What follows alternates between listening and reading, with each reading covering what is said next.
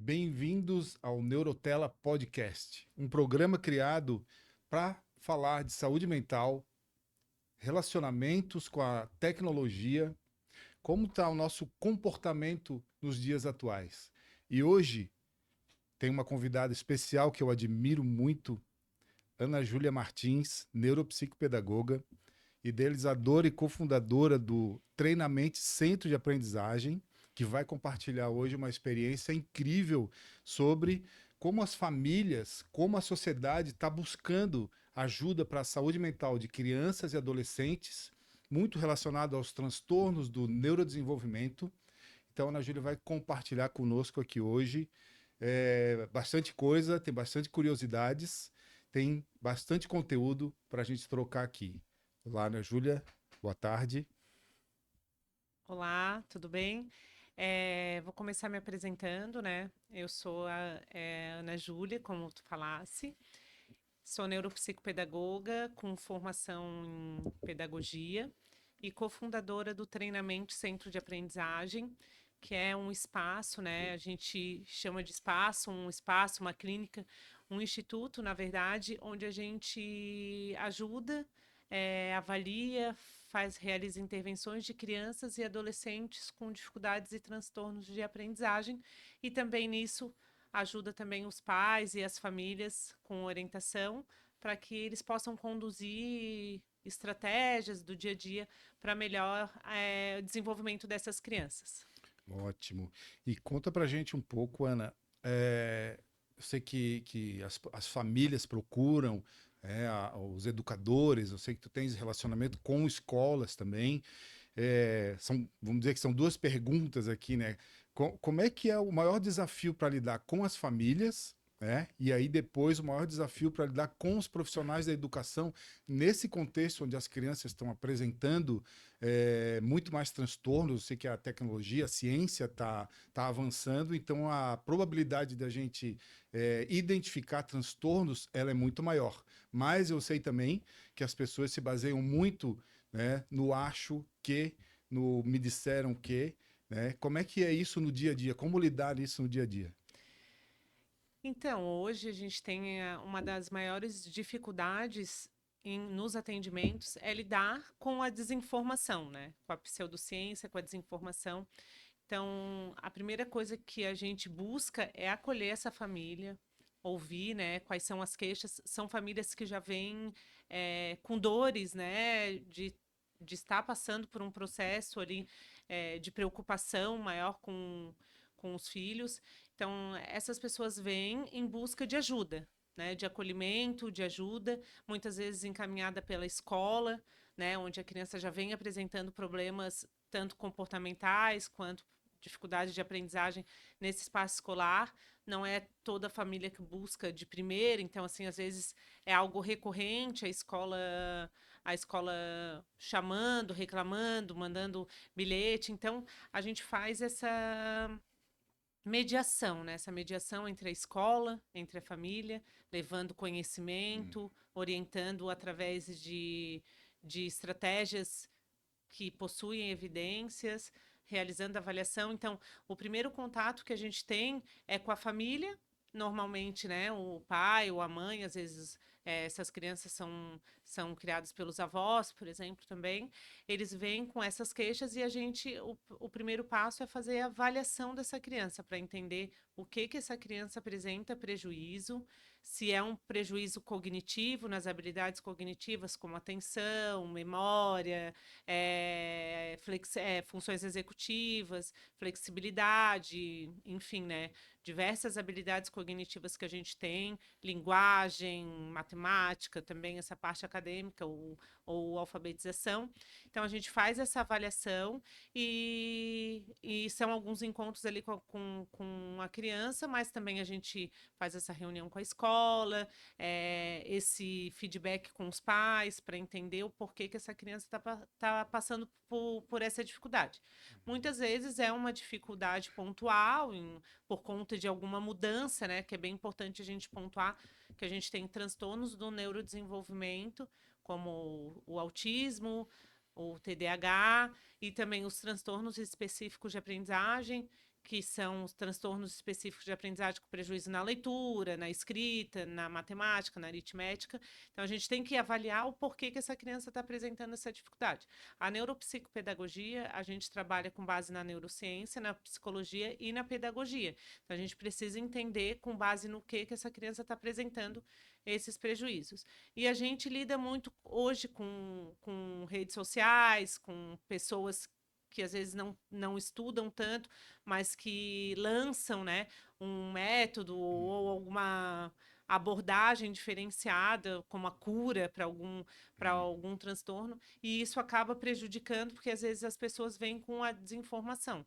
Então, a gente sempre busca orientar a escola, a família, e a criança também, muitas vezes, ou adolescente, de como conduzir melhor, como alcançar esse potencial máximo do cérebro, que é o que a gente fala para as crianças, né?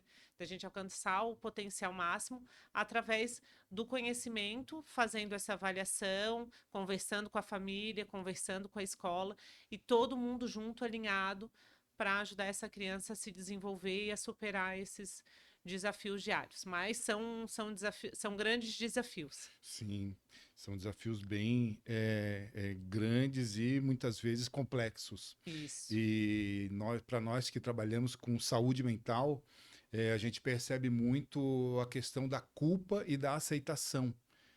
No teu caso, talvez as famílias demorem a aceitar certos diagnósticos, né? Quando procura tudo direitinho, que Sim. faz avaliação contigo, que é encaminhado para o psiquiatra.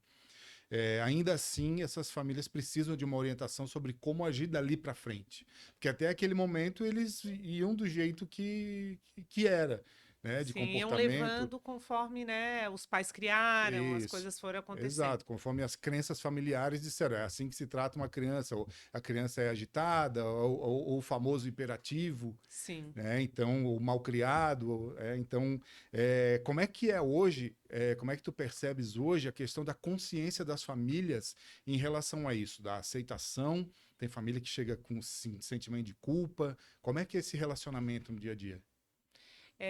O que eu recebo muito das famílias nunca é por falta de amor, mas por falta de orientação e de conhecimento, como a gente disse. Muitas famílias chegam em negação, às vezes não acreditam, né, na possibilidade de ter algo a mais. A gente sabe que todas as condições hoje dos transtornos do neurodesenvolvimento têm muita relação genética, então, assim, muitas famílias, digamos, vem o pai e a mãe. Tu percebe que o pai ou a mãe tem características parecidas, então fica muito evidente como, por falta de autoconhecimento, às vezes eu acho que meu filho puxou a mim, o meu filho é Uhum, igual a mim, uhum, então ele não tem, eu consegui lidar bem com a vida, eu trabalhei, eu estudei, eu me formei, e eu acabo não percebendo que como para mim foi fácil, ou foi difícil, mas eu consegui superar, para o meu filho também vai ser. Né? Então, hoje, os critérios de avaliação para qualquer um desses transtornos, a gente tem que fechar de acordo com vários critérios. Então, assim, às vezes a gente banaliza, por exemplo, o TDAH. E não é qualquer pessoa que esquece a chave em casa ou que não lida bem com uhum. que procrastina ou uma pessoa desatenta que a gente pode dizer que ela tem TDAH. A gente tem uma série de critérios, inclusive, que tem que vir da infância, porque muitas vezes com essa informação, essa orientação, muitos adultos estão buscando também avaliação tanto para o autismo quanto para o TDAH. A gente acaba percebendo que essas famílias, elas não banalizam, né? Acabam banalizando a questão do remédio. Então, assim, a gente sempre tem que levar a informação. E sempre com acolhimento, não com julgamento. Porque muitas famílias optam por outros tratamentos, né? E isso faz parte desse processo. Às vezes demora muito para aceitar, às vezes demora para buscar ajuda, mas é o que eu falo para eles, né? A gente vai seguir daqui para frente. O para trás a gente não pode mudar, então vamos fazer o nosso melhor a partir de hoje, de agora, né? O que a gente pode fazer para ajudar essa criança, para ajudar essa pessoa, né, esse adolescente, ou até mesmo adulto, o que que eu posso fazer daqui para frente para ajudar ele? Porque normalmente é uma família toda que está abalada por conta dessas dificuldades, então abala tanto o relacionamento como pai e mãe, o Uhum. relacionamento familiar de marido e mulher, o relacionamento com outros irmãos. Então, assim, por que que ele é desse jeito? Por que que ele pode fazer isso? Eu não posso. Então, assim, o conhecimento é a chave para transformar essa desinformação, né, em Uhum. conhecimento e informação para melhorar a vida dessas pessoas. Ótimo. Isso é muito importante porque normalmente a gente acaba rotulando pessoas por comportamentos pontuais. É, como tu falaste, a questão de esquecer a chave. Às vezes a pessoa não está num bom momento ali, numa fase diferente da vida, e não quer dizer que tem algum transtorno porque ela é esquecida, ou porque tem algum comportamento mais reativo em relação aos seus relacionamentos, em relação à interação dela com a sociedade. Então, é muito interessante, muito importante que todos saibam que para entender melhor como é que se diagnostica, como é que se identifica esses transtornos do neurodesenvolvimento, é preciso que tenha um relato histórico da família. É preciso que tenha um relato de uma sequência de comportamentos, que tenha um tempo de acontecimento desses Isso. comportamentos, né? Para aí, daí sim eu entender que eu posso partir para um diagnóstico, eu posso partir para um. Aí não é rotular, né? Aí eu vou o quê? Organizar a ideia de melhorar a qualidade de vida, melhorar a rotina daquela criança, daquele adolescente. A família não tem que se sentir culpada, ela tem que saber que era o que ela conhecia, o que ela sabia até aquele momento, e a partir daquele momento a gente vai precisar organizar, como tu falasse, e também a gente vai precisar mudar esse ambiente para favorecer o desenvolvimento dessa criança, seja comportamental, seja em alguma dificuldade de aprendizagem que ela tem. Às vezes tu muda um pouquinho o ambiente, tu favorece e aquelas dificuldades elas vão diminuindo. Nem só quando a criança tem um transtorno, mas quando ela apresenta algumas dificuldades. Então, serve para todos, né? Como na escola também. As sugestões que a gente passa serve para todas as crianças, não são só para as crianças atípicas. São para as crianças típicas porque ajudam o funcionamento daquela Sim. criança a funcionar, né? A logística de atenção, de rotina, de como o professor se dirige ao aluno, tudo isso vai ajudar todos, né? Mas os atípicos se beneficiam ainda mais porque eles precisam ainda mais Uhum. desse suporte, Sim, mas não que os outros não vão precisar. Então, assim, sim.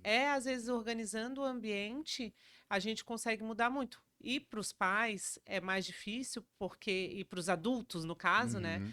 Como tu trabalha com adulto, tu podes até me dizer melhor, é mais difícil essa mudança.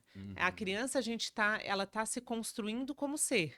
Então a gente consegue ir moldando melhor esse cérebro, né? De 0 aos 6 anos é a melhor idade para a gente fazer isso, para a gente ir moldando esse cérebro para comportamentos funcionais, para aprendizagem, para bases futuro, né? O alicerce para essa Uhum. casa ser construída que é a idade adulta, adolescência. Já no adulto, não, a gente tem que desconstruir essa casa toda e Exato. reconstruir. Então, é Uhum. mais difícil. Então, antes a gente inicia esse processo na infância, que é onde a gente tem mais possibilidade, mais conexões, mais neuroplasticidade, e que a gente consiga construir essa base sólida para que essa casa seja construída com essa base sólida, não meio capenga ali, Sim, né? Meio exato. instável.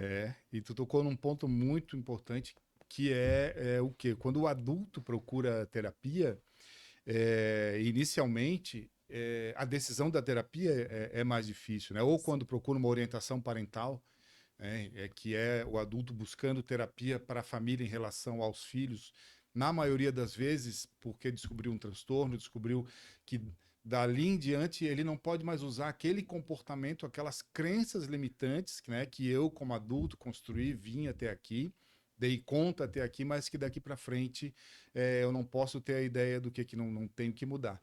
Sim. Muitas vezes essa criança vem trazendo desafios que vão pedir que eu mude essa rotina, que eu mude o meu comportamento e que eu pare de dizer que essa criança é mal criada, que essa criança é agitada, e que comece a olhar profundamente para a necessidade que ela está mostrando. Sim. Que é um novo olhar pedagógico dentro da família, que é a nossa proposta sempre, né? Trazer esse olhar mais educativo para os pais, quebrando aquelas crenças anteriores. Tem pessoas que chegam no consultório e falam que a criança é agitada, eu dei uma surra e ela se acalmou. Uhum. Mas foi naquele minuto, foi naquele instante. Aqueles comportamentos vão se repetir e muitas vezes vão se expressar de uma forma ainda mais agressiva.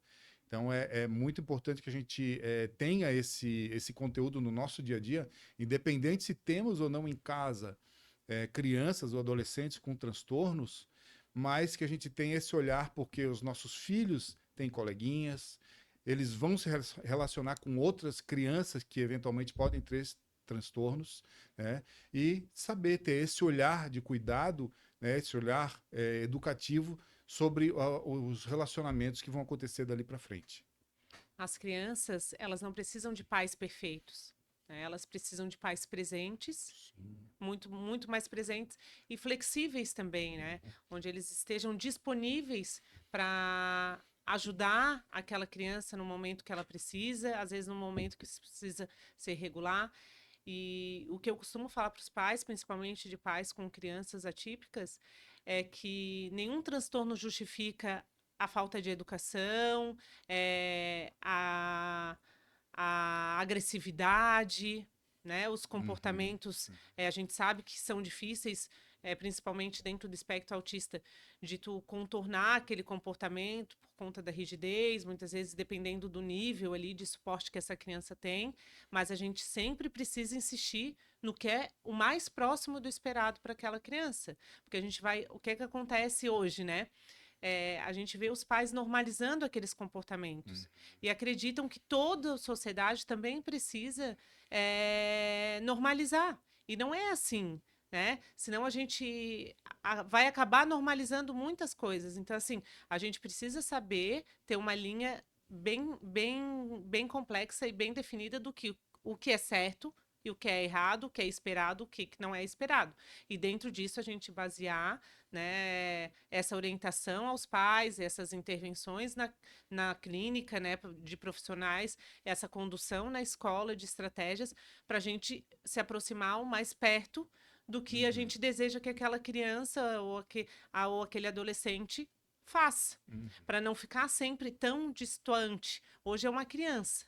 Amanhã, hoje é uma criança que bate, que agride os colegas, que invade os espaços, que não conhece as palavras com licença, Uhum. obrigado, por Uhum. favor, e essa criança vai se tornar um adolescente. A gente quer que essa pessoa esteja no mercado de trabalho, né, que contribua socialmente, principalmente pessoas mais que são funcionais. Então, assim, essa criança vai conseguir receber um não de um chefe, por exemplo, ou uma orientação, de repente, de um erro que cometeu Uhum. para poder rever e Como refazer, que ela vai reagir? como que ela vai reagir. Então, assim, dentro de um relacionamento amoroso, né? Um Uhum. relacionamento onde vai ter uma namorada, um namorado, vai conseguir reagir bem, a conduzir bem esse relacionamento. Então, Uhum. assim, a gente tem que começar isso onde? Lá na infância, não adianta a gente querer, ah, não, quando for adolescente eu vou resolver. Então, a gente tem que parar de normalizar, a gente sabe que são comportamentos, muitas vezes a gente não domina, a gente não consegue ali contornar, mas não são comportamentos esperados, né? São impróprios. E a gente tem que treinar, lutar, trabalhar com estratégias para reduzir esses comportamentos, não acabar normalizando e isso acabar crescendo esse indivíduo, né, que vai se tornar um adolescente adulto, crescer Uhum.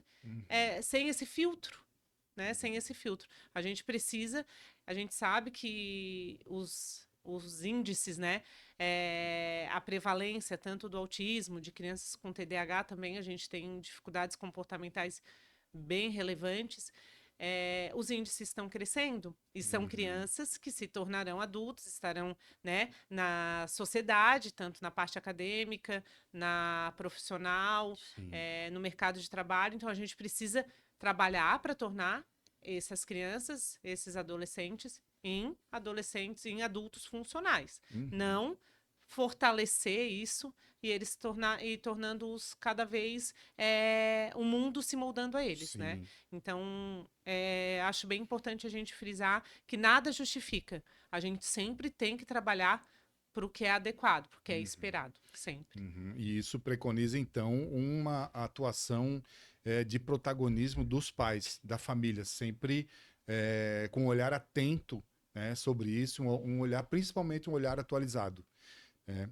E a gente tem hoje disponível números exatos dessa prevalência de quantidade.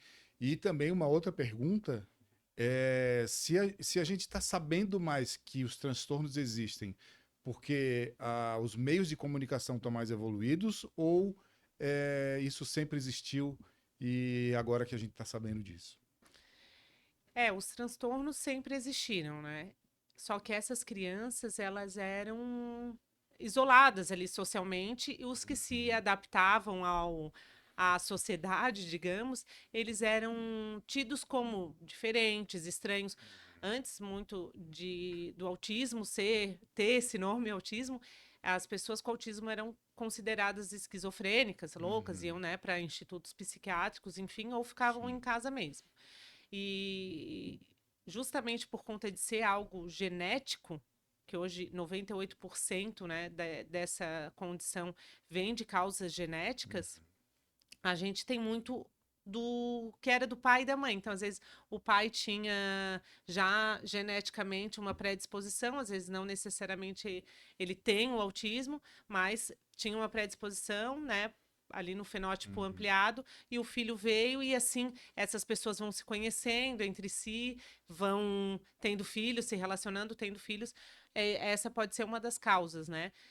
O que a gente tem comprovadamente é genético, né? Uhum. O uso ali do ácido valproico na gestação. Uhum. E só é o que a gente tem hoje de estudo, e por mais que todo mundo está estudando, ninguém consegue entender ainda, Sim. né? Tem muito mito a respeito disso, que nem vale a pena a gente comentar, porque são desinformações, assim, horríveis em relação à Uhum. alimentação, à vacina, coisas Uhum. que já caíram, né, há muito tempo por terra, mas que a gente ainda vê gente falando. Uhum. Então, é melhor, assim, a gente nem comentar para Sim. evitar que, de repente, isso venha a ser comentado novamente, visto que isso já está sendo esquecido, digamos. Sim. Mas o TDAH é a mesma coisa, e a maneira como a gente lida é diferente, né? Antes as crianças, elas eram muito mais socialmente conviviam muito mais, elas aprendiam muito na rua, então aprendiam muito essas habilidades sociais na marra, como a Uhum. gente dizia, né? Então tu ia pra rua, tu brincava, tu apanhava, tu batia, e assim a gente ia desenvolvendo essas habilidades, elas não ficavam tão marcantes. Hoje o espaço onde a criança fica com tempo mais livre é na escola. Uhum. E aí que vão aparecendo essas dificuldades comportamentais, onde essa criança destoa um pouco ali do grupo, do que é esperado para a idade. Então, isso também, a informação veio trazendo essa tendência, né, Uhum. para aparecer mais nesse ambiente escolar. E em casa também, onde a gente passa mais tempo com os filhos, onde a criança não tem tanto contato social, onde tem contato mais virtual, fica mais tempo em casa, é mais celular, fica mais ociosa também, né? É ociosa no sentido de não ter outra criança para Uhum. brincar. Então, isso pode ter ajudado bastante. E a falta de rotina, de previsibilidade, também favorece ou desfavorece esse ambiente. Como eu disse para ti, o ambiente ele pode ser muito favorável ou desfavorável. Então, a falta de rotina, de reforço, muita gente acha que tu recompensar um comportamento bom de um combinado que tu fez com teu filho, isso vai ensinar ele a ser competitivo, a ser ganancioso. Uhum. Tem coisas ainda que a gente percebe, e a gente sabe que todo o cérebro funciona com reforço. Sim, sim. Então, assim, tu trabalha para ter dinheiro, fazer coisas boas. E com a criança funciona a mesma coisa. A permissividade também, né? Diante os pais que acreditam que não agridem mais, que vieram muito da força física, apanharam, hoje não batem mais, mas eles também não conseguem manter um equilíbrio em saber o que que pode, né? O que que a gente pode permitir, o que não é. Então, assim, por exemplo, uma criança que hoje, amanhã ela tem prova, na quinta-feira, e ela não quer estudar para a prova. Então, assim, ele não quis estudar para a prova. Tem coisas que não são negociáveis. São coisas que são responsabilidade dele. Então, assim, ele não tem escolha se ele deve ou não estudar para a prova. Ele tem que estudar para a prova porque ele tem uma prova amanhã. Então, isso não é uma escolha, isso tem que fazer parte do básico, né? Do pacote básico de responsabilidade que ele tem perante a escola. Então, assim, a gente percebe que às vezes os pais, eles não querem entrar em embate porque ele causa um desgaste, um tempo, um estresse familiar e acabam permitindo. E essa criança, ela vai crescendo e vai percebendo que ela consegue tudo que ela quer. Então, assim, eu não quero ir hoje na terapia, por exemplo, né? Eu posso escolher ir na terapia ou não. Eu sei o que é bom para mim já com 6 anos, com 11 anos. Eu sei. Eu não sei. Quem sabe o que é bom para mim é meu pai e a minha mãe. Então, assim, isso não é uma opção. Tu não gosta da terapeuta, quer trocar? Tudo bem. Então, assim, não gosto da minha psicóloga, da minha neuropsicopedagoga, quero trocar. Aí sim. Não, então vamos fazer esse teste, se não tá se sentindo bem, se tu estás entediado, já cansou, já não consegue participar tanto, Interagir mais ali. interagir, aí tu troca de terapeuta. Mas sair da terapia não é uma opção. Como do Sim. esporte. Também, eu não gosto de atividade física. Hoje, ali, quando tu falou muito da questão do TDAH e do TEA, muita gente vê uma disfuncionalidade familiar, uma criança que não faz atividade física.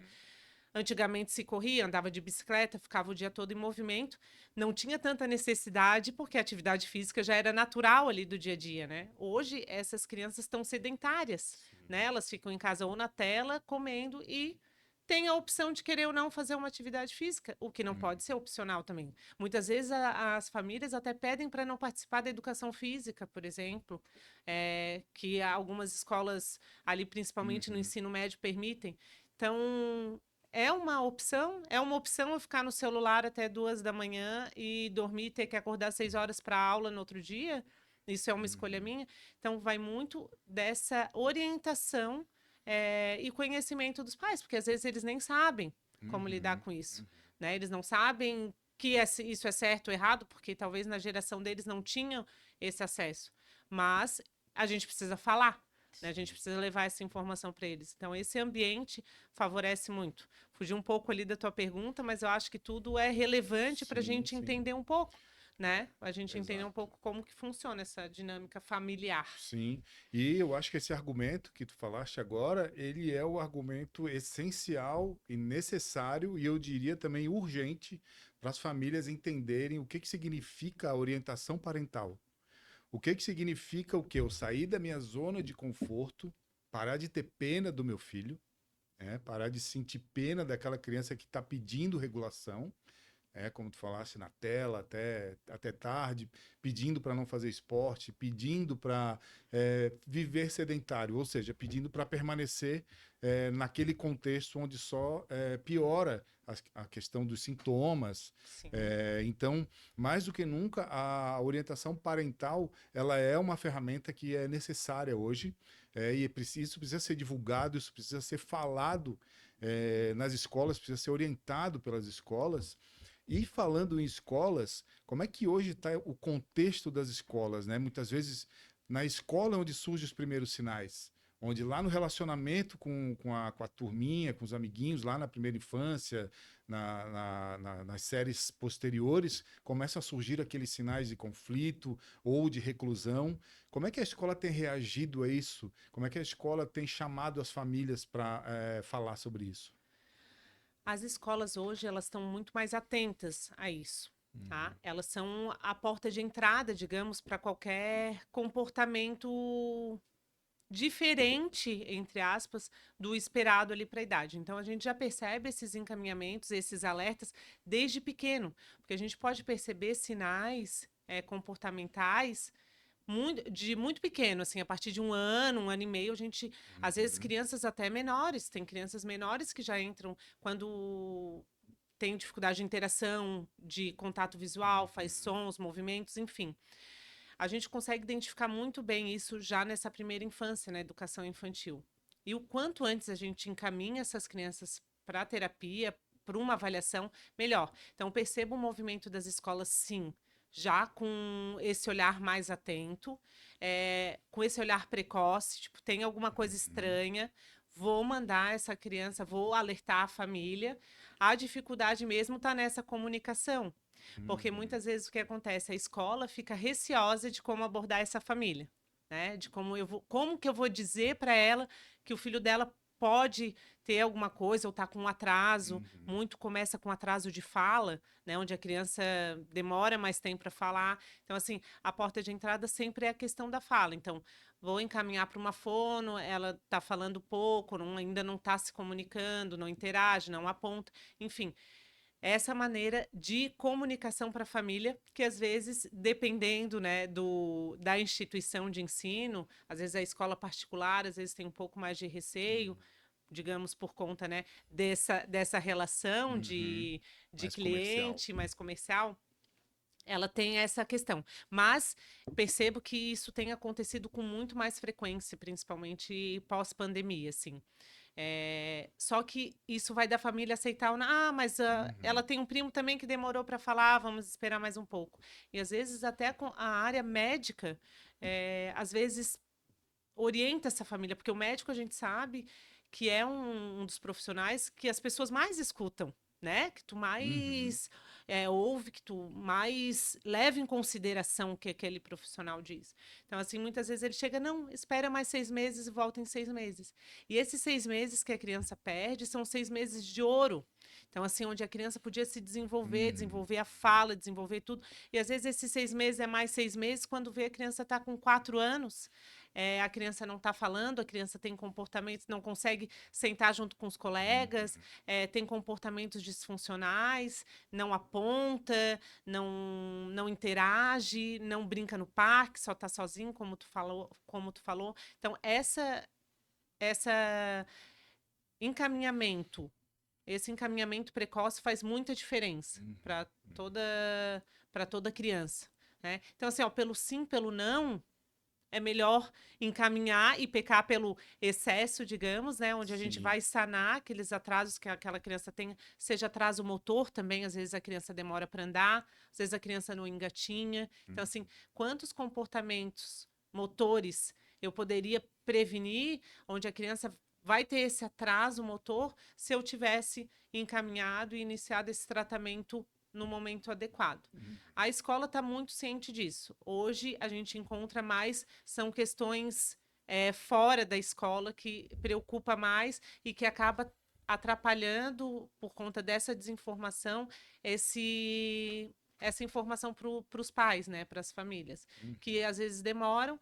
Sempre, claro, a gente nunca perde tempo, né? Mais o tempo do 0 a 6 anos, principalmente do 0 aos 3 anos e depois dos 3 aos 6, são um tempo de ouro que a gente fala para o cérebro. Então, a Uhum. gente consegue aprender habilidades, ensinar habilidades e a criança absorver essas habilidades muito mais rápido, porque ela tem janelas de oportunidades, são períodos sensíveis para aquela aprendizagem. Então, Uhum. depois ela aprende, mas ela demora muito mais tempo para aprender. Sim. Demora mais tempo como adulto. Se hoje a gente vai aprender uma segunda língua, por exemplo, né? Uhum. Quer aprender a falar japonês, para ti vai ser muito difícil. Mas para uma criança que tem acesso, né, contato com essa língua já ali na primeira infância, ela Muito mais fala, ela fácil. fala muito mais fácil, pode até Uhum. falar fluente, sem sotaque. Enfim, para a gente ver como esses períodos são tão importantes. Que antes era só depois dos 6 anos que a gente começava a perceber, Uhum. né? Uhum. Que a criança entrava para o fundamental, para o primeiro ano, para o segundo ano, e a gente ia percebendo. Hoje não, a gente já consegue identificar nessa primeira infância e saber que essa primeira infância é o período principal, o melhor período para a gente trabalhar essas habilidades que estão em prejuízo. Então, se tem alguma dúvida em relação a desenvolvimento infantil, a criança está com atraso de fala, atraso motor, atraso na aprendizagem, busca na educação infantil mesmo. Porque ali o processo é bem mais rápido e ajuda também, né? A maneira com que a gente conduz o trabalho é muito mais leve e dura menos tempo. Depois a gente vai trabalhar já com um prejuízo, então pode levar mais tempo esse tratamento, às vezes até não, a gente não conseguir alcançar 100% dessa habilidade. Então, quanto antes a gente ter essa relação de escola, família e Sim. profissionais, melhor vai ser para a criança, para o desenvolvimento dela. Ótimo. Estamos reiterando aqui a orientação parental e, principalmente, ter a noção de que as intervenções, quanto mais cedo, mais eficazes, podem ser ferramentas muito mais que tragam qualidade de vida para a família do que postergar, né, para as próximas idades ou deixar para depois. Exatamente. Um tema aqui que é polêmico e trazendo bem para dentro dos temas principais aqui do nosso podcast, que é o vício em telas, o comportamento com o mundo digital. Como é que, até que ponto isso de fato está influenciando nas famílias que tu recebes, no comportamento das crianças, até que ponto isso está sendo confundido com transtornos? Como é que está esse movimento? É uma questão muito atual e muito, muito preocupante mesmo, né? Chega a ser alarmante, assim, né? Hoje a gente vê muita criança pequena já em uso excessivo de telas. Na anamnese, que é a primeira conversa que a gente tem com esses pais, a gente já pergunta, é uma das perguntas, né, essenciais na minha anamnese, quanto tempo que essa criança passa de tela, né, em tela por dia. Então, em tela a gente considera celular, tablet, televisão, porque às vezes, eu só fico 1 hora no celular. Mas eu jogo videogame 4 horas, né, por dia. Então, assim, quanto tempo que essa criança passa na tela, como isso tem afetado a questão das interações sociais, da aprendizagem, das brincadeiras, das interações familiares, como isso tem afetado drasticamente. É lógico, a gente entende que é uma maneira de onde a criança não atrapalha, né? E está se divertindo ainda, né? Na cabeça dos pais, assim, no senso comum. Mas o que ela está fazendo ali dentro, os estímulos que ela está causando no cérebro dela, as descargas dopaminérgicas, né? Onde ela tem esses neurotransmissores do prazer, da satisfação, ela não consegue ter na vida real. Então, para ela, aquilo vai se tornando o quê? Uma busca, né? Um vício. Um vício, porque é a mesma descarga que a gente considera num uso de drogas, por exemplo, né? Num uso excessivo de drogas. Então, é a mesma descarga que o nosso cérebro dá durante um jogo ou um vídeo muito estimulante, é o mesmo é o mesmo neurotransmissor do prazer usado para uso de drogas. Então, assim, a criança, ela não tem opção de escolher por usar ou não. Porque quando ela nasce, ela cresce um pouquinho, ela já está em contato ali com a tela. Muitas vezes a gente vê, e não é uma crítica, né? A gente está aqui conversando e trazendo uma reflexão. Muitas vezes as mães hoje amamentam a criança mexendo no telefone, né? Então, assim, a criança já está no primeiro contato com o mundo, vendo alguém toda hora ali em contato com uma tela. Então, assim, é do adulto também se policiar, mas é da gente perceber que a criança não tem escolha em usar ou não essa droga, né? Que é diferente de quando tu vai usar uma droga ilícita, como a cocaína, por exemplo, tu vais usar porque tu escolheu usar, né? Ou por influência de amigos, mas tu já tinha uma ideia que aquilo não era certo. Sim. Tu já podia escolher eu quero ou eu não quero. Já a tela, não. A criança não tem a maturidade para dizer assim, não, mãe, eu não quero, isso não vai fazer bem para mim. Sim. Não, pai, por favor, vamos brincar, vamos jogar um Uno aqui em vez de eu ficar no celular lá no quarto. Ele não tem escolha. Então, é isso que a gente tem que trazer para reflexão, sabe? Que quem tem que ter o controle disso são os pais. Os pais por mais que tu entre num embate, a gente sabe que é estressante tu ter que cortar, tu sabe que é difícil, mas isso está prejudicando muito as crianças, muito mesmo. Uhum. O tempo de brincadeira livre, a criatividade, a imaginação, a aprendizagem, as interações sociais, tudo isso está sendo extinto. Como se fosse extinto Uhum. mesmo. Tu tem que obrigar o teu filho a sair de uma tela para te poder sair para almoçar. Muitas vezes a criança nem quer. Uhum. E é sair porque para ela tá muito bom aquele estímulo, né? Sim. O que a gente consideraria cortar 100% não é possível. Hoje, né, o acesso é livre. A gente tem que entender que é preciso controlar esse acesso, de- delimitar tempos diários, né, para aquela criança estar em contato. Os jogos são ruins, né, a maioria deles, fora os perigos em chat, de Uhum. conversa com adultos que a gente sabe ali infiltrados para fazer algum tipo de sacanagem, estão ali trabalhando muitas vezes, Uhum. ganhando para aliciar menores ali dentro. É uma logística enorme, né? São muitos detalhes. São muitos detalhes. Mas é reduzir o tempo de tela, tentar ter mais tempo de qualidade com essa criança. Então, assim, muitas vezes comportamentos muito parecidos com agitação extrema, irritabilidade, muitas vezes estão ligadas ao uso excessivo de telas, não a algum transtorno do Uhum. neurodesenvolvimento, por Uhum. exemplo. Quem já tem algum transtorno do neurodesenvolvimento, como autismo, TDAH, com o uso de telas, esses sintomas pioram, né? Eles ficam mais evidentes, eles ficam mais, principalmente o TDAH, onde ele precisa ele tem pouca produção de dopamina, então ele vive em busca Uhum. desse prazer. Sim. E na tela é onde ele encontra esse prazer, É. então, e é algo que faz muito mal. Então, a gente precisa encontrar na vida, na atividade física, na brincadeira Uhum. livre, no tempo de qualidade, num jogo de tabuleiro. A gente precisa encontrar prazer nas coisas simples. E para isso exige o quê? A dedicação, né, e a disponibilidade dos pais. Uhum. Então, assim, a gente tem que educar, digamos agora, os adultos para que as crianças não tenham tanto prejuízo.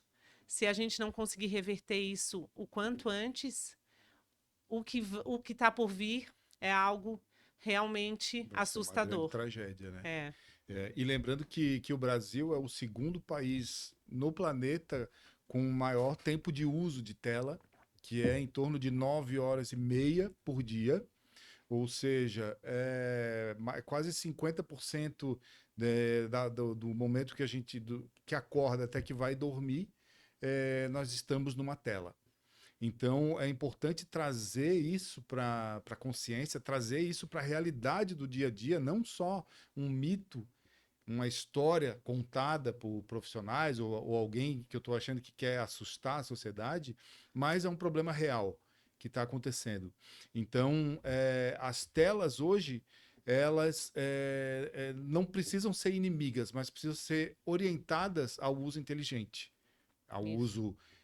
Porque tem muito conteúdo na internet, é muito conteúdo que as crianças podem pesquisar, aprender a pesquisar, né? Porque a maioria das crianças que jogam, acessam vídeos rápidos, que tem aquela sensação, né, que tu Isso. falaste de recompensa o tempo inteiro, recompensa daqueles estímulos, seja luminosos, seja de conteúdo, seja para saber da vida alheia. Eu posso usar esse tempo com tecnologia também, com pesquisa, com interação, né, viajando de fato pelo mundo. Então, aos pais, muita atenção, porque a porta fechada do quarto do teu adolescente pode ser uma janela para uma grande tragédia aberta para o resto do mundo. Então é importante que eu traga isso no dia a dia e comece a olhar as telas e coloque essa organização dentro da minha casa também. E falando em recompensa e telas também, o que é que eu consigo, Ana, mudar de comportamento, mudar até a questão dos estímulos? Como é que eu consigo substituir isso? Assim, alguma dica que eu possa de material? Eu sei que tem uma profusão de materiais hoje em dia, né? Que a gente tem. Eu até costumo falar que os jogos que a gente jogava quando era pequeno hoje são ferramentas de intervenção terapêutica. É verdade. Né? Então, trazer novamente para dentro de casa os jogos e tabuleiro, como é que tá essa interação, como é que tu orienta as famílias? A rotina, ela é primordial, né? Mas não é a rotina fixa, uma rotina rígida, né? A gente saber esses horários pré-definidos e dentro desses horários que a gente tem familiar, dentro da nossa casa, que a gente separe alguns momentos em atividades que a gente consiga fazer jogos com os nossos filhos. Então, Uhum. tem uma infinidade de jogos, jogos de cartas como o Uno, o Color Addict, jogos de tabuleiro Uhum. como Dama. Tem, tem muitas infinidades assim de materiais que a gente pode usar, de acordo com o que a criança gosta, jogos de palavras. O que falta hoje muito é tempo de qualidade mesmo, né? E essa criança também ficar sem fazer nada, porque assim, não necessariamente o adulto tem que estar lá toda hora brincando. Uhum. Muitas vezes quando eu recebo criança menor que não fica muito tempo em tela, que a gente vê assim, eu brinco de boneca. Nossa, aquilo assim dá uma satisfação assim, nossa, que legal. Ainda tem Uhum. criança que brinca de boneca com 5, com 6 anos, né? Diferenciado, né? Que... Com 9 anos até. E por vezes a gente pega crianças maiores, por exemplo, de 10, 11 anos, pergunta se já jogou dama, dominó. Nunca jogou. Se Uhum. já jogou Uhum. coisas, brincadeiras que a gente fazia com os primos, né? Uhum. Que a gente não tinha tanta mediação do adulto, mas a gente tinha muitas crianças que a gente Sim. interagia, né? Então, assim, esses jogos de tabuleiro, jogos antigos mesmo, como dominó, dama, xadrez, que é um jogo de inteligência maravilhoso, que desenvolve Uhum. atenção, concentração. Jogos que a criança pode fazer sozinha, como Resta Um, Hora do Rush. E são jogos que as crianças nem conhecem. O Uno, por exemplo, que é um jogo básico, assim, que não tem, dificilmente uma criança não goste. É raro, eu nunca vi, pelo Uhum. menos, uma criança que não goste. Tem criança que não conhece, que nunca jogou, e hoje o Uno ainda tem uma vertente assim de várias versões, Vários então temas, né? vários Aham. temas, versões com cartas diferentes, com só carta colorida, onde tu consegue brincar ali literalmente, né? Uhum. Então, assim, Uhum. claro, isso não precisa estar disponível para a criança sempre. A gente vai fazendo transição, onde a criança fica disponível um tempo, tu troca. O que acontece hoje? Eles têm muito brinquedo, muito material disponível, muitos jogos disponíveis, só que assim eles não têm interesse. Por quê? Uhum. Né? Uhum. Porque eles têm algo que substituir, que traz muito mais prazer, que são as telas. Então, assim, o que a gente precisa fazer é agora o movimento inverso, substituir isso por esses jogos. Uhum. Então, tu vais deixar ali 50 jogos, uma infinidade de coisas que visualmente fica até difícil de tu achar jogo misturado, brinquedo de dinossauro com carro, tudo dentro de uma caixa. Não, tu pode separar em caixas menores, segmentar, deixar disponível para aquela criança a partir de 1 ano já dá para te fazer Uhum. isso, onde a criança tem acesso livre, assim, que ela consiga alcançar, não precise de um adulto para alcançar, que ela possa brincar, explorar, já vai ensinando a guardar. Então, assim, blocos de montar, por exemplo, como Uhum. Lego, para os maiores, aqueles blocos de montar para os menores. Então, assim, tu deixar brinquedos acessíveis para aquela Uhum. criança poder explorar, manusear, construir, imaginar. E tu vai trocando de tempos em tempos, às vezes de Uhum. mês em mês. Ah, agora eu vou descer lá da caixona os carrinhos e os animais da fazenda, né? Ah, Uhum. vou descer alguma coisa onde a criança vai, um quebra-cabeça, onde a criança vai poder montar. Quebra-cabeça mesmo, a gente vê, às vezes, adolescente que não tem quebra-cabeça em casa e que nunca não consegue montar um quebra-cabeça de 20 peças. Uhum. E não por conta de alguma deficiência ou alguma dificuldade motora, não, porque ele nunca teve acesso É a o um, hábito. é, a um quebra-cabeça, que a gente Uhum. considera básico. Ou ele teve, mas ficou lá no armário, aí Uhum. montou uma vez, Não perdeu teve a rotina. peça, não teve essa mediação. O adulto tem que estar responsável por essa mediação. Senão, Uhum. claro, eles não vão ter o interesse, porque eles já nasceram, Uhum. a geração deles já nasceu com uma tela na mão. Então, para eles, isso vai ser o mais interessante. E isso está privando eles de viver, de correr risco, por exemplo, né? De brincar, de interagir, de cair em embate com Uhum. alguma criança, ter que discutir mesmo, Precisar resolver. precisar resolver, de se frustrar, por Uhum. exemplo. Muitas crianças que a gente recebe também não sabem perder. Uhum. Não sabem, jogam e não sabem perder no jogo. Como que foi? Ah, mas ele perde, ele chora, ele fica mal, ele rasga as cartas, ele fica agressivo. Como é que ele aprende a perder? Tem Uhum. uma só maneira, perdendo. Então, Uhum. perdendo, perdendo, perdendo. Uma hora ele vai aprender que aquilo faz parte da Sim, vida, porque exato. nem sempre ele vai ganhar. Então, Uhum. assim, às vezes a gente quer proteger, né, acaba fazendo essa bolha. Então, assim, tu vai pela zona de conforto, onde se a criança está em casa, ela não está se machucando, ela está nos meus olhos, mas ao mesmo tempo ela está num quarto, né, Uhum. com a porta fechada. O que é muito importante a gente falar também para os pais é que não tenham um computador e Uhum. dentro de quarto, né? O ideal é que sempre esteja na sala, onde essa criança, onde tu passa, consiga ver o que a criança está fazendo. Madrugada adentro de jogos virtuais, isso daí, né? A gente talvez não precisasse trazer, mas é importante a gente dizer, não é Uhum. saudável. O sono interfere muito também em questão comportamental, como irritabilidade, fadiga, indisposição, no humor em geral. Então, às vezes a criança, ele vive cansado, joga até as 2 da manhã, dorme, só consegue pegar no sono mesmo porque é tanta sobrecarga de estímulo que ele vai pegar no sono às 3 da manhã, tem que acordar às 6 para ir para aula, 6h30. Não tem nenhum adolescente que vai ter essa disposição. E começou Uhum. ali com 11 anos, 10, 11 anos, Sim. eles começam a exigir mais porque eles enfrentam mais e tu Uhum. começa a ceder mais porque tu vais escolhendo as lutas, né? Será que isso é Sim. uma luta que eu tenho, Isso que eu vale, vou, isso não isso vale. não vale, tu vais mediando, senão também tu só vive em conflito. Isso é uma luta que a gente tem que entrar, né? Uhum. Uhum. As telas durante a madrugada, a privação do sono, a questão da alimentação, da rotina, né, de Uhum. estudos. Então, tudo isso a gente tem que considerar muito mais em qualquer criança ou adolescente, que é isso que com certeza está atrapalhando. Sim. Mas a gente disponibilizar opções, que hoje a gente Uhum. arrasta a criança para ir para a rua jogar um vôlei, Uhum. né? Uhum. Dar uma volta no parque e Sim. que seja ir num shopping. A gente tem que arrastar a criança porque a criança não quer ir, ela não quer sair daquilo. O que era o contrário antes, a gente tinha que arrastar para dentro, né? Sim, A sim. criança ficava na rua, anoitecia, era a hora de todo mundo entrar. Então a gente permitir mais relaxar em relação a interações sociais com outra criança. Ah, brigou, mas aquele bate. Relaxar, assim, bateu, vai lá, resolve. Claro, não sendo algo grave. Mas bateu no meu filho, arranhou o rosto do meu filho. Faz parte, a criança se machuca.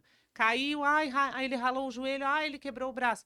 Acontece, a criança se machuca. Então Uhum. a gente tem que permitir, isso sim a gente tem que ser permissivo, né? Nessas brincadeiras Uhum. sociais, onde eles vão ajustando os conflitos, eles vão se entendendo, eles vão se resolvendo entre si, o maior ajuda o menor, e assim a gente vai entendendo que é um conceito que até num livro que eu estou lendo agora, que é o Geração Ansiosa, eles trazem muito da antifragilidade infantil, Uhum. né? Onde a gente Uhum. tem que tornar essas crianças, eles estão muito frágeis em relação a tudo, então tudo é motivo para sofrimento. Então assim, a gente tem que fortalecer essa geração, assim, em Sim. dizer, não, você é capaz, você consegue, vai alimentar essa autoconfiança, essa autoestima, e não, a gente está deixando perto porque a gente tem medo que se machuque, porque tem medo que o amigo bate, porque tem medo que ele seja excluído do grupo. Então, assim, a gente vive com medo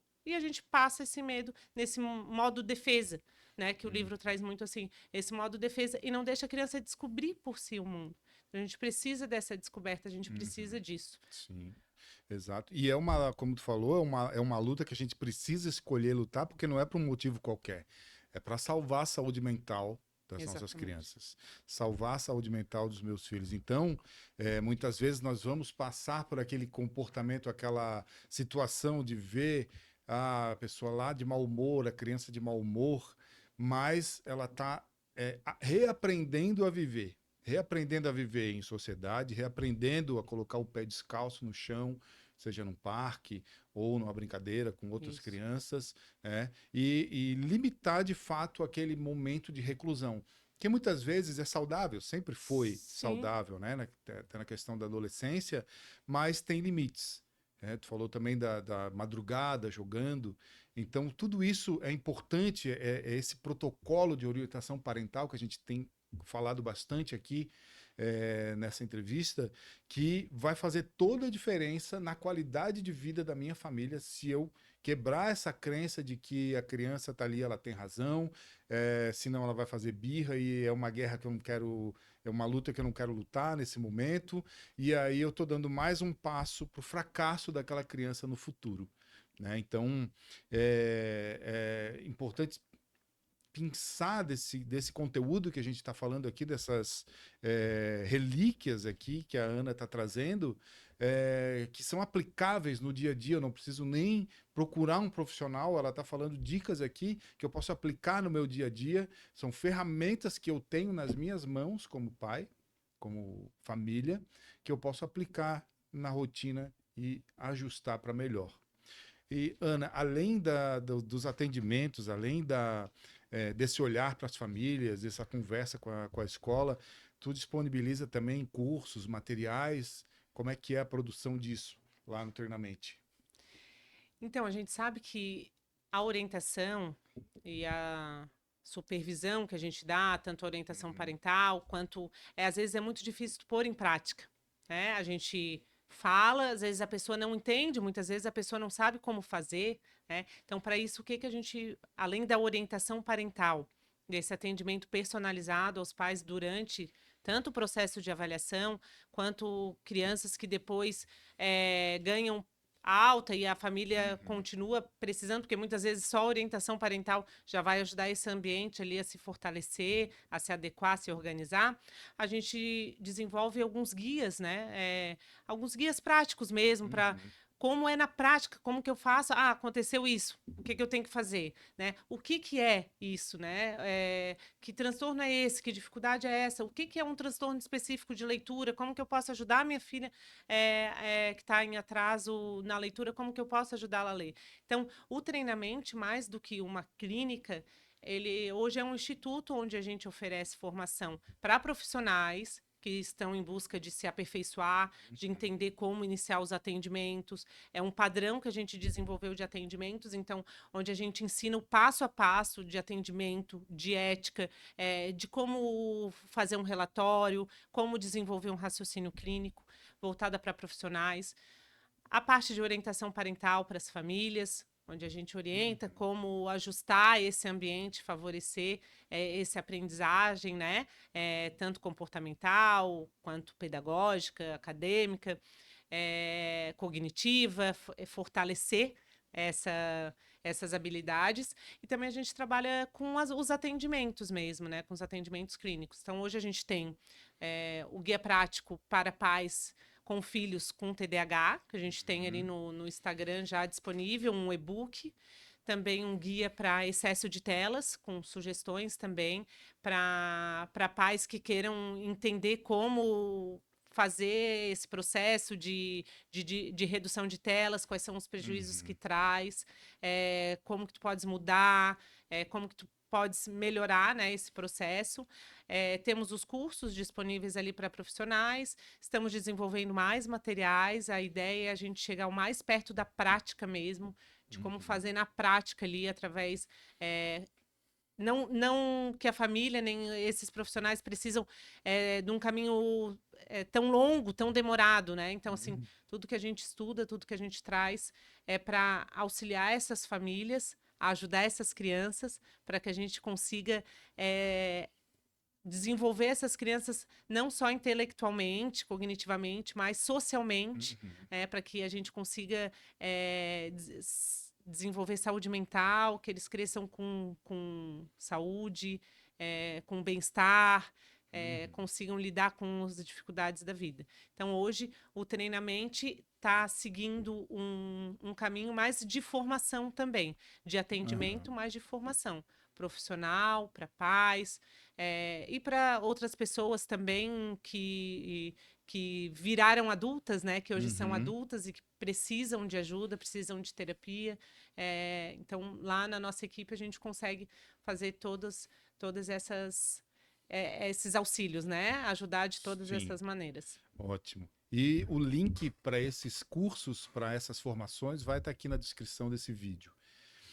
Ana, a gente vai finalizando aqui a nossa conversa. Foi muito rico, muito, eu acho que foi essencial para a sociedade. Muito importante que divulgue esse vídeo, esse conteúdo aqui para todas as famílias, né? Independente se é família que tem crianças típicas ou atípicas, é, que possam disseminar a ideia do quê? Desse ajuste de comportamento dessa nova realidade social, que é a questão das telas, que é a questão da convivência com crianças e adolescentes com transtornos do neurodesenvolvimento. Então, é trazer mais consciência para o dia a dia do adulto à criança. Uma mensagem, Ana, para as famílias, para as pessoas que estão nos assistindo aqui e que querem saber um pouco mais, o que que tu orienta, o que que tu pode dizer para eles, para que possam seguir esse caminho mais pedagógico, né, no dia a dia.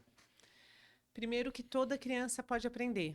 O que a gente faz é ensiná-la um caminho mais assertivo, um caminho mais leve para que ela consiga aprender. E a gente entender que a criança, ela precisa do adulto e precisa não de um adulto ao lado, mas de um adulto disponível, acessível, que consiga ajudá-la, orientá-la nesse processo, né? E orientá-la da maneira adequada, não permitindo que ela faça o que ela bem entende ou que ela mande nesses processos. Então, a gente entender muito esses papéis e também saber que elas podem escolher, sim, mas que tem escolhas que elas farão a partir, né, de certa idade, onde Uhum, elas terão a uhum. maturidade ideal para isso. Né? Esse é o recado que eu quero dar. Quero agradecer também o convite, dizer ali que no Instagram, tanto no meu, Ana Júlia Neuropsico, como do Treinamente, tanto da unidade da Palhoça, da Pedra Branca, Uhum. quanto da unidade de Florianópolis, a gente tenta ali compartilhar o dia a dia um pouco de como funcionam os atendimentos e também produzir conteúdos para auxiliar as famílias nesse processo e que essas famílias auxiliem essas crianças, que a gente possa mudar um pouco, né, desse cenário que hoje se apresenta talvez mais preocupante, que a gente consiga tornar tudo isso mais leve, com mais conhecimento e sempre se baseando na ciência, no que a gente tem de evidência, que facilita muito esse processo. Ótimo, muito obrigado. A gente agradece a tua vinda, agradece o treinamento, agradece a gente grava aqui nos estúdios do CWPB Podcast, que nos apoiam muito na realização desse conteúdo, na realização de toda essa produção, com muito profissionalismo. E nós encerramos esse nosso episódio aqui e esperamos vocês no próximo. Até. Até mais, obrigada.